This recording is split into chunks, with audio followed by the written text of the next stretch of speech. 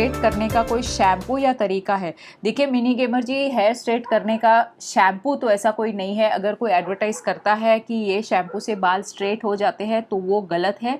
ऐसा कोई तरीका नहीं है शैम्पू से बाल स्ट्रेट हो जाए।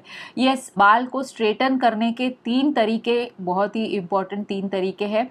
एक तो केमिकल मेथड्स है, नॉन केमिकल मेथड्स है और तीसरा है नेचुरल मेथड्स। चलिए फटाफट देख लेते हैं। सबसे पहले तो हेयर स्ट्रेटनिंग के प्लसेस और माइनसेस, इसके फ़ायदे क्या है। हेयर स्ट्रेटनिंग करने से बाल मैनेज करना इजी हो जाता है। बालों को में ज़्यादा गुत्थियाँ नहीं पड़ती, ज़्यादा फ्रिज नहीं होती और इजीली मैनेज कर सकते हैं, दिखने में भी अच्छे लगते हैं। नेगेटिव पॉइंट हेयर स्ट्रेटनिंग का ये है कि बाल बहुत ज़्यादा पतले हो जाते हैं और हेयर लॉस इंक्रीज हो जाता है। और जो प्रोसेस है जिससे हम लोग हेयर स्ट्रेटन करते हैं, तो वो प्रोसेस में बहुत सारी हीट और केमिकल्स यूज़ किए जाते हैं जिसकी वजह से हेयर डैमेज हो सकता है। तो basically 4 main types of hair straightening के प्रोसेसेस होते हैं। सबसे पहला जो प्रोसेस है वो है हेयर रीबॉन्डिंग। अभी हेयर रीबॉन्डिंग एक तरह का ऐसा प्रोसेस है जिसमें बहुत सारे केमिकल्स यूज़ किए जाते हैं। अब इस प्रोसेस को कंप्लीट करने के लिए यानी आपको पार्लर में 3 से 8 घंटे तक पार्लर में रहना पड़ेगा, depending on the length of your hair. अब इसमें क्या क्या नेगेटिव पॉइंट्स है और क्या क्या प्लस पॉइंट्स है। देखिए नेगेटिव पॉइंट तो ये है कि हेयर रीबॉन्डिंग अगर आप करते हो तो वो बहुत ही एक्सपेंसिव प्रोसीजर है। बाकी सब ब्यूटी पार्लर के जो ट्रीटमेंट्स आप करते हो उसकी कंपैरिजन में ये बहुत ही ज़्यादा एक्सपेंसिव है। सेकेंडली, इसमें बहुत ज़्यादा केमिकल्स और बहुत ज़्यादा हीट इस्तेमाल की जाती है।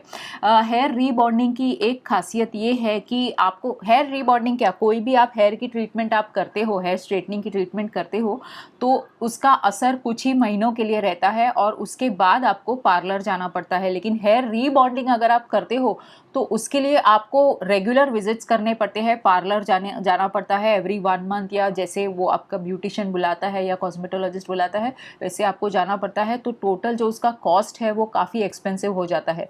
कितने दिनों तक हेयर रीबॉन्डिंग का इफेक्ट रहता है? देखिए हेयर रीबॉन्डिंग का जो इफेक्ट है वो 6 से 7 महीने तक रहता है, उसके बाद चला जाता है क्योंकि आपके नए बाल जो उगने स्टार्ट हो जाते हैं तो उसका इफेक्ट चला जाता है। सेकेंड जो मेथड है वो है हेयर रिलैक्सिंग। अब हेयर रिलैक्सिंग एक बहुत ही अच्छा मेथड है क्योंकि इसमें बहुत ही कम केमिकल्स यूज़ किए जाते हैं, बहुत ही सस्ता है और एकदम ज़्यादा कुछ उसमें हेयर डैमेज वगैरह भी नहीं होता। अभी हेयर रिलैक्सिंग मेथड जो होता है इसमें नॉर्मल जो कम केमिकल्स यूज़ किए जाते हैं, सिर्फ बालों को मैनेजेबल किया जाता है, मतलब थोड़े बहुत वेवी होते हैं लेकिन फ्रिज बिल्कुल नहीं होती और स्मूथ लगते हैं, एकदम ऐसे पोकर स्ट्रेट नहीं होते लेकिन स्मूथ लगते हैं। अभी इसका जो प्रोसेस है हेयर रिलैक्सिंग का, ये प्रोसेस को 1 या 2 घंटे में आपका जो प्रोसेस है, जो ट्रीटमेंट है वो कंप्लीट हो जाता है।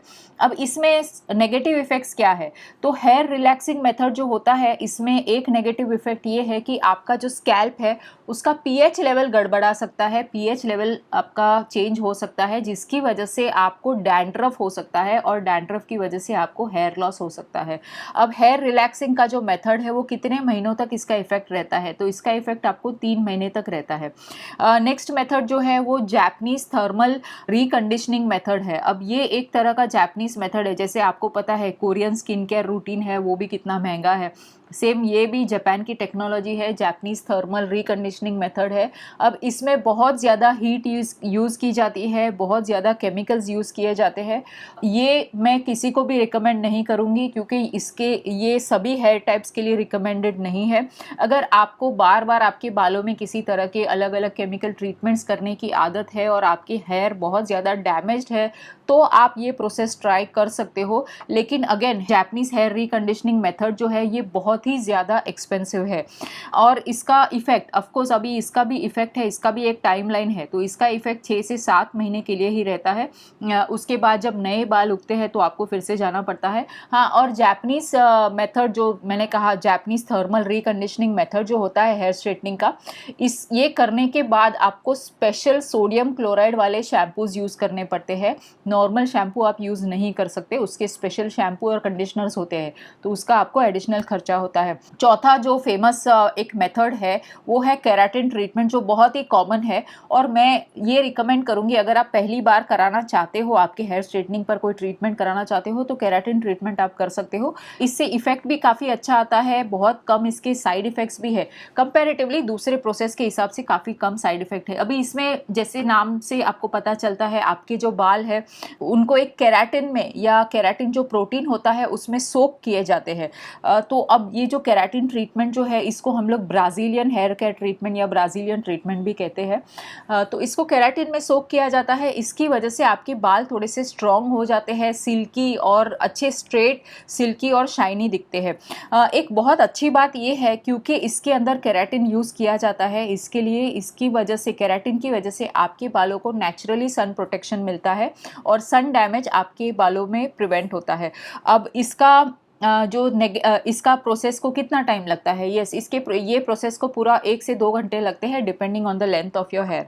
अब इसमें जो प्रॉब्लम है ये है कि इसके लिए भी अगर आप केराटिन हेयर ट्रीटमेंट करते हो तो उसके लिए भी स्पेशल सोडियम क्लोराइड वाले शैम्पूज आपको यूज़ करने पड़ते हैं। स्पेशल तरह के ही शैम्पूज आप यूज़ कर सकते हो अगर आपके बालों में आपने केराटिन ट्रीटमेंट किया है, ये इसका नेगेटिव पॉइंट है। और सेकेंडली अगर बहुत ज़्यादा केराटिन हो जाता है बालों में और अगर डिपॉजिट्स बढ़ जाते हैं बालों में तो उसकी वजह से कई बार हेयर डैमेज होता है और इसका जो इफ़ेक्ट है वो 6 महीने के लिए ही रहता है, उसके बाद फिर से आपको करना पड़ता है। लेकिन अगर आप पूछो सभी हेयर ट्रीटमेंट्स में से, तो सभी हेयर ट्रीटमेंट्स में से अगर आपको करना ही है हेयर स्ट्रेटनिंग तो keratin treatment is the treatment of choice. अब नॉन केमिकल मेथड्स कौन से हैं? नॉन केमिकल मेथड्स तो आपने बहुत सारे वो स्ट्रेटनिंग आयंस होते हैं, बाद में वो आलिया भट्ट का वो है ना एक कुछ वो उससे गर्म ब्लो ड्रायर से वो करती है, ये सब अलग अलग टूल्स होते हैं, लेकिन इसमें सिर्फ टेम्पररी इफेक्ट आता है।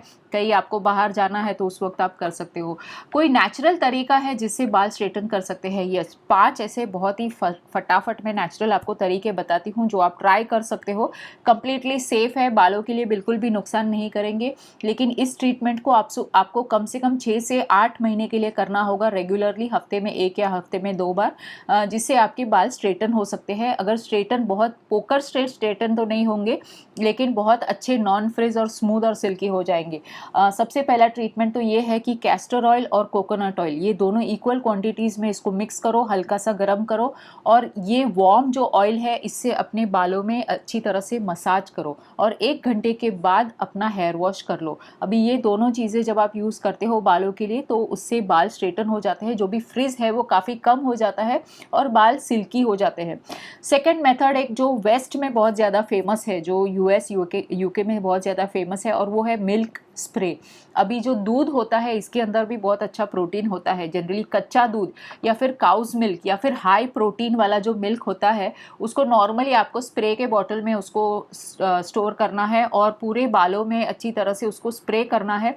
आधे घंटे के बाद बालों को नॉर्मल प्लेन वाटर से वॉश कर लीजिए। ये एकदम सिंपल प्रोसेस है और बहुत ही इफेक्टिव है, ये आप ट्राई कर सकते हो, कंप्लीटली हार्मलेस प्रोसेस है। थर्ड मेथड ये है कि आपको दो एग्स लेने हैं। ऑफकोर्स ये अगर आप एग्स नहीं खाते तो ये प्रोसेस आपके लिए नहीं है।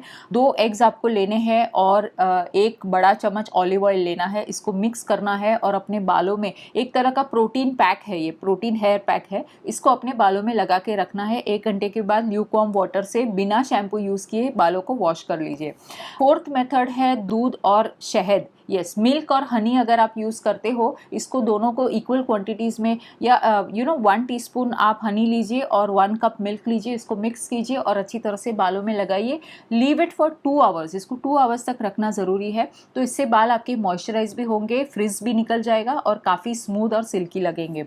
लास्ट एक मेथड है जो थोड़ा सा मेसी है लेकिन आप कर सकते हो, अच्छा है काफ़ी मेथड। अभी इसमें आपको 5 बड़े चम्मच चावल का आटा लेना है, आपको 1 अंडा लेना है, 1 कप मुल्तानी मिट्टी लेनी है। ओके, ये तीनों चीज़ें आपको मिक्स करनी है। फिर से बताती हूँ कि 5 बड़े चम्मच चावल का आटा, 1 अंडा और 1 कप मुल्तानी मिट्टी, इसको मिक्स करना है और मिक्स करके उसको लेप जैसा करना है और अपने बालों में कम से कम 1 डेढ़ घंटे के लिए रखना है और उसके बाद गुनगुने पानी से हेयर वॉश कर लेना है। इससे भी बाल आपके स्ट्रेटन हो जाएंगे। लेकिन जैसे मैंने कहा, ये कोई भी मेथड अगर आप करते हो, इसको हफ्ते में आप 1 या 2 बार कीजिए, इससे ज़्यादा करने की ज़रूरत नहीं है। मिल्क स्प्रे वाला जो मेथड है उसको आप हर रोज़ भी कर सकते हो, एब्सोल्युटली फाइन। और इस मेथड्स को आपको 6 to 8 मंथ्स के लिए करना है, इससे काफ़ी अच्छे रिजल्ट्स मिलते हैं। चलिए,